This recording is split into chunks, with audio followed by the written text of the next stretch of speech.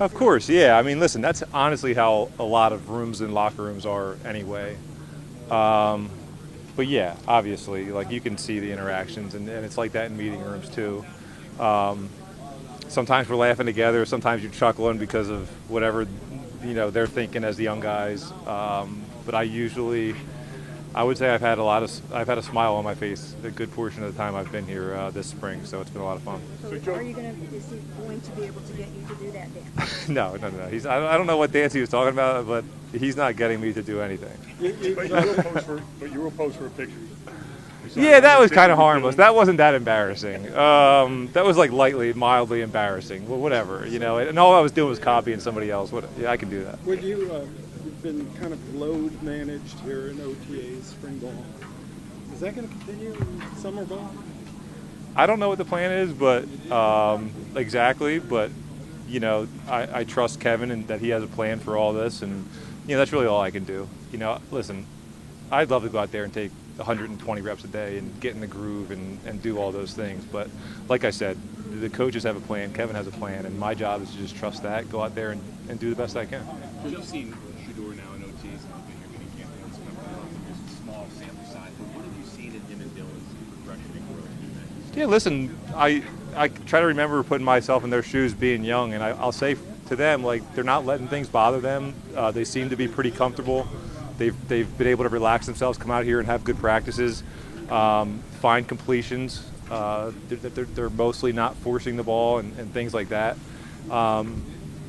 Maybe some of the times those completions, maybe they could have put the ball somewhere else. But I think for young quarterbacks to be able to not try to force things and sometimes just take the check down and take the low guy can show a lot of growth and can show some maturity, and I think they've both done that a little bit. Joe, we've seen in 2023 play action. You're very good at it.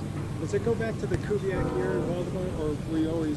I think even when I was even before that, when we kind of started with Cam Cameron, when I was a rookie, we still had a good amount of that in our game. I think with the type of zone run game that we do in this offense, and how that's paired with the passing, with our play action game, I do think it's just good stuff, And when you get into a rhythm and you can you learn how to tempo your drop and get your eyes in the right spots, then yes, I obviously enjoy doing that. I was talking to Kenny a little bit about you guys being sort of from the same area, spending some time in the off season, getting some guys together. You kept it very bad as much, but can you just talk a little bit about how you guys might that look and who will you invite? And yeah, you know what? I don't know. I haven't thought too much of it. You always get questions about what you're going to do over these 5 weeks, and honestly, I'm 40 years old. I'm going to continue to do what I've been doing the last few years. If something does happen to come together, it will be nice. The fact that a couple of us are right in that zone, and maybe we can pull some. But honestly, those things, it's more about kind of just getting together and spending time with the guys than it is throwing the ball around. It's just building rapport and getting to know guys, and that's the most important thing. Joe, Tommy told us that sometimes your stories interrupt the meetings. They're good. Is that true? Yeah, it's true. I think we all have a little bit of this. Shedeur might throw something out there, and then I can just kind of build off of that. Who knows? But we all have stories. Yes, I can think of one time. We had a meeting at 9 o'clock, and I think we were lifting at 9:20. So we had 15 minutes and somebody started it off with, we were talking about, this wasn't even a football story. We were talking about vacations and do you actually like going on them? And I was like, sometimes, but not necessarily. And that turns into 5 stories. And the next thing you know, it's 9:17 and you're like, all right, guys, see you later. So yeah, that can happen. But throughout the course of my career, that's like, that happens on Fridays in the season. You've prepared, you're ready, you've kind of covered everything. And sometimes you tell stories for 15 minutes. It's kind of what, that's what being a teammate and getting to know these guys is all about. So it's a lot of fun to do that. Joe, Kevin was talking about social media 24/7 news cycles. How do you see that evolve over the course of your career? Yeah, well, I think when it initially came in, I think Twitter started right around 07, 08. I came in 08. I can remember the first time I walked into the cafeteria in Baltimore and somebody was like, hey, you mind if we tweet this? And nobody knew what that meant. I think the evolution has kind of come from that's a method to kind of see some stuff and have some fun to like it's the main news source, you know? So the difference now is like that everybody's getting their stuff from there, and it's treated a little bit more seriously because everybody that is the main news source, but you still have the same thing you always had, which is a million different opinions. So it kind of blends like your actual news source with a bunch of other stuff. And you know, now I think we live in this world where just like everything you see on there, there's a good portion of people that are taking whatever you see on there very seriously. And sometimes it's not the case, you know, but you just have to, I don't know. I've been on Instagram. That's the only thing I've ever logged in on in my life. I won't download the other things because I don't miss them. If you told me you're taking Instagram away, like I've been on it. I'm too far down the road, but like Twitter and all those other things, I won't even download it on my phone just because I know it's a trap to just, you know, get sucked in. So you're not going to do the dance on TikTok then? Is what you're telling No me? TikTok dances. The fact that people, that is different too. This generation, the fact that people want to get on their phones and show people the most, like that's embarrassing. You're an adult. Like be an adult. Like it's just like I can't wrap my head around that. And like I get it. Like you have kids and like you want to have fun with your kids. Like have fun with your kids in private. You know, that's what I think. Does that make you more guarded, Joe? I'm not guarded. I don't think I'm guarded at all. I think honestly, if you talk to me in person, I'll tell you a lot. I'll be pretty honest with you. But like, yeah, on social media, no chance. Just part of me. There's a piece of me at times that like, gosh, should I be this guy that kind of like does this a little bit? Like, I feel like in order to have a good social media, you do want to be honest and like show what you do in your life. But it's just like, that's a job in itself. Can you empathize with younger players who maybe don't have the same perspective that you do and like the reality players? It's just different. I mean, listen, if I grew up when they did, I'd probably be. My personality is what it is. I don't think I'd be dancing on camera, but I would be more similar to them than I would probably admit. Joe, becoming a leader, developing chemistry, is that mostly organically how that happens at this time of year? Or does someone have to say, we're going to go golfing, we're going to do this, things like that? I think things happen organically. I think guys feel, first of all, when it comes to leadership on a football team, you have so many dominant personalities. And at the end of the day, Kevin Stefanski for the Cleveland Browns is the leader. I don't care how many leaders you have on the team that play, like you have to fall in place and buy in to what the head coach is preaching. And then it's your job to kind of facilitate that as a leader, but ultimately as a player, players respect guys that show up, play well, work hard, and then everything else kind of happens organically if you're, you know, depending on your personality and things like that. But first thing you got to do is take that field and show that you can play some ball, and then everything else kind of comes together. Joe, This part of camp is limited for you guys, but for you, what do you think the most important thing is taking away from mini camp, heading into that break, and then looking ahead to training camp? It's just kind of giving yourself the reminder that you can do it, get some confidence back, get some confidence heading into the off season, so that when we come back for training camp, we feel like we're a team that can go win football games. And I think a lot of the off season is just getting that feeling back. You know, and it doesn't matter what kind of season you had the year before. You've taken 3 months off, you've been in a weight room, you've been getting back, and every time you take that field, you got to give yourself that reminder, like, oh yeah, this is where I want to be, and man, I can do this. I love doing it. And to go out there against your team and to actually complete some balls and bat balls down and do all the things that everybody's doing, it just gives you that little reminder, like, okay, yeah, we look good, we're going to compete. And I think when you have that confidence going into training camp, you know, it gives you that little bit of an edge.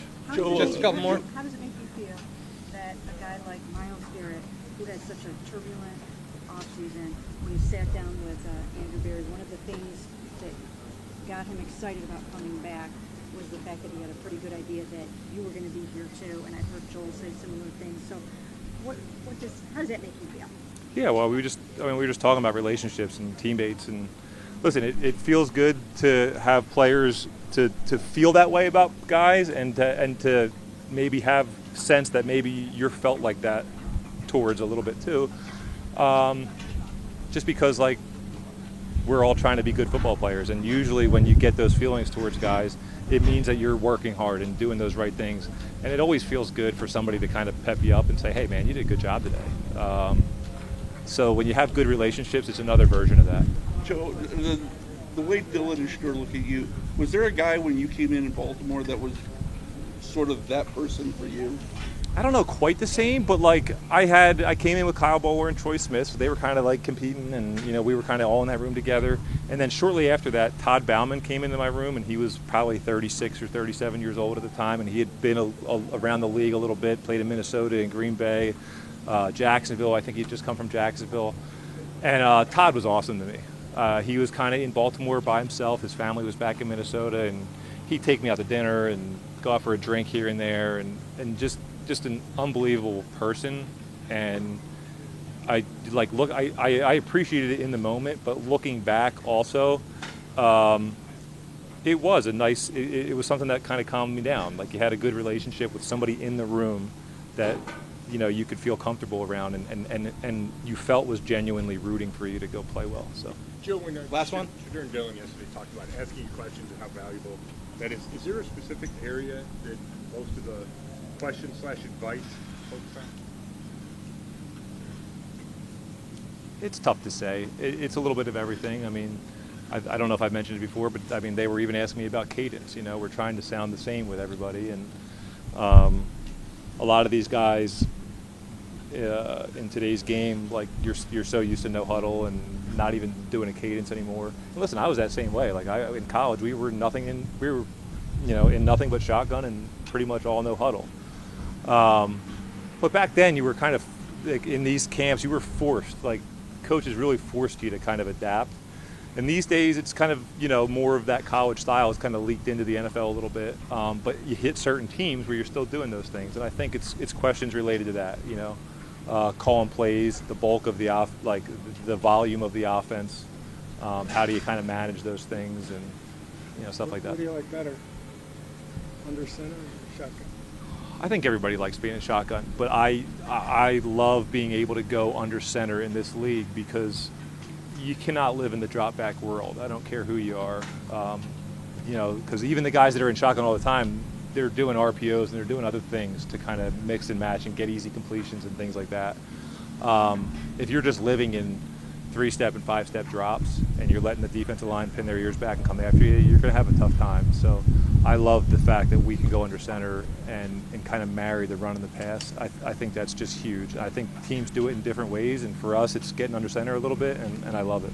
You're reminding some teams at least they don't have two-a-days like you did? Every now and then, those stories come up. I remind them of that.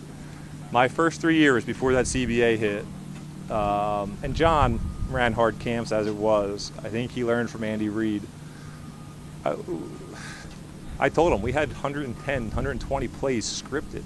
We would run a 2-minute period, and it'd be like 1s, 2s, 3s, 1s, 2s, 3s.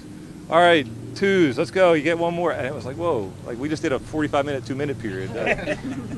And listen, when I'm telling the stories, of course, I embellish a little bit. I probably add a half hour to each practice. But it was different, and the difference was that even when it got easier in 2011, I think, everybody that was playing at that point had been through two-a-days at some point in their life. Guys that come in the NFL now have never done it. They've never done it. We're out there for an hour and 15 minutes, and guys think it's hard. Our OTAs were over 2 hours for sure in Baltimore, like when I was younger. Pre-embellishing time? Yeah, pre-embellishing. I'm not embellishing on that. It was legit. When in 2011 we came back from the CBA, and you could do a max of 3 hours on the field. We did a max of 3 hours. We did that 3 hours on the field. A horn blew, no stretch. A horn blew. We all ran on the field, and then the horn blew at the end of practice, and we all ran off. And it just doesn't. It's not like that anymore. I do tell the guys. I don't want to go back to that, but there is value in doing that every now and then. There just is. But there's no way.